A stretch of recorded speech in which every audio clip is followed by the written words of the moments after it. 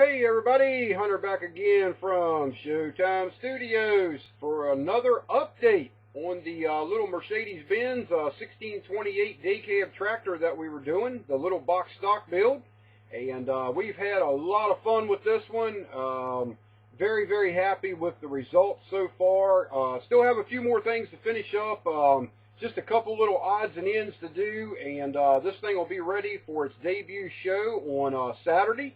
This coming Saturday in Norfolk, Virginia, and we actually have to be down there at 7 o'clock Saturday morning, so we're going to leave tomorrow night and stay over in a hotel down there because some of the club members won't be able to make the show for various reasons. Some of them have some flood damage from the hurricane that came through, and they're dealing with that. One of them is not only dealing with flood damage, but also just went through surgery. So he won't be there. So we're going to kind of go down and help out the club, wherever they need it, registration or the raffle table, or, wherever they need a helping hand. That's where we're going to try to jump in and give them a helping hand if we can. And like I say, we also will be vending at that show too. So we'll get set up for that, and hopefully have a good day in vending and see what happens. But go ahead and do the handheld thing with the camera. I'll bring it down here. I've got the little model sitting on the turntable, and we'll show you how it came out. So here we go.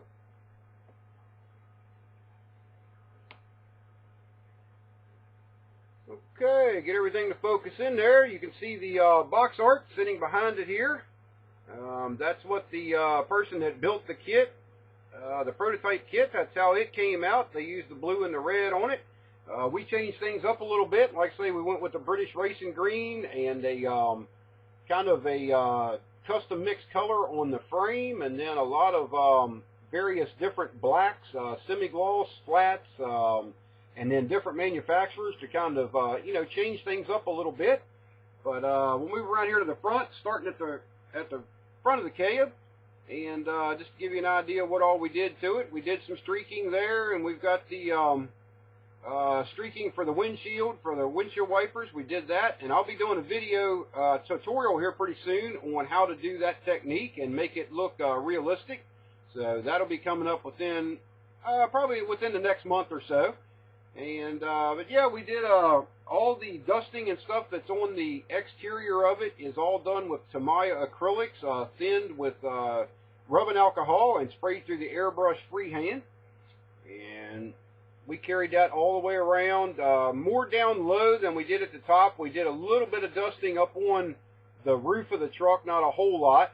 And the one thing I didn't add to this is I did not put on the roof spoiler that you see on top of the box art there.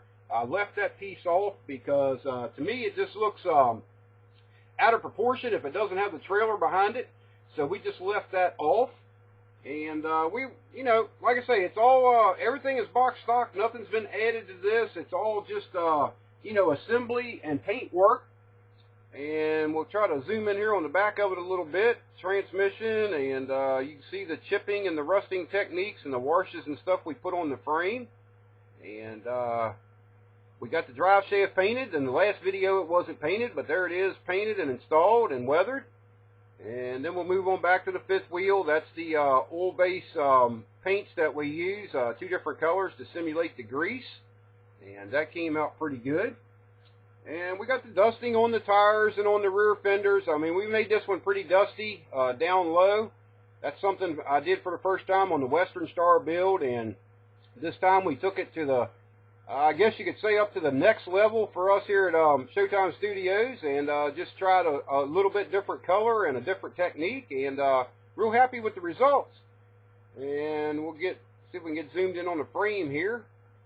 You can see the rusting and the chipping and the streaking that's on the frame, and then the dusting that we put on the airbags to make them look realistic.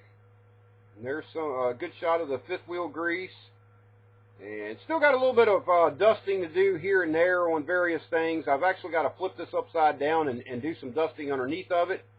Got the fuel tank all finished up with its streaks and different tones that we mixed together to give it kind of a dirty look. And then we did the spray that normally gets on a day cab, the back wall of a day cab truck. We did that. And around here a little bit. The interior is all kit, just as it comes in the box. Other than the way we cut the decals down for the seats, but did a gray wash on the dash and the door panels and the seats and the floor mat and stuff like that, just to kind of give it a little bit of a worn appearance.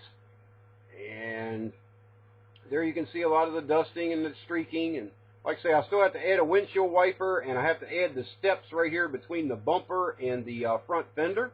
But I'll go ahead and tilt the little cab up now and show you how the engine came out. And we actually did something on this that we've never done before. If you look down here at the exhaust manifolds, they look like they have a little bit of texture to them. That's because those are rust, it's a rust-colored, what is that thing? Weathering powders, that's what they are. I'll get it out here in a minute. And they came out real good. Very, very happy with the way that they looked, very realistic. We got all the dusting done underneath of the, or on top of the engine and the radiator and the fan shroud and all that stuff. And, but yeah, we're real happy with this thing. I couldn't have asked for it really to come out too much better than this for a box stock build. And, like I say, that's about all I can say about it, is we're just very happy with the way it came out. And let me stick this camera back up here, and we'll get this video finished up. But, that's the way you can get something to come out if you spend the time and effort into it and pay attention to the basics and, really brush up on your painting techniques, especially with an airbrush. You could do this with a spray can, but it would be very, very difficult. That's why you need to really learn how to use an airbrush, and, you can get in there and start doing stuff freehand, and it makes a big difference. But this, like I say, this is a totally box stock build. Nothing was added to it, no aftermarket, no scratch built, no modifications. Just, what came in the box is what's here. And, I enjoy doing the box stock builds. They're kind of relaxing compared to my super detailed builds that has all the photo etch and aftermarket and scratch built stuff.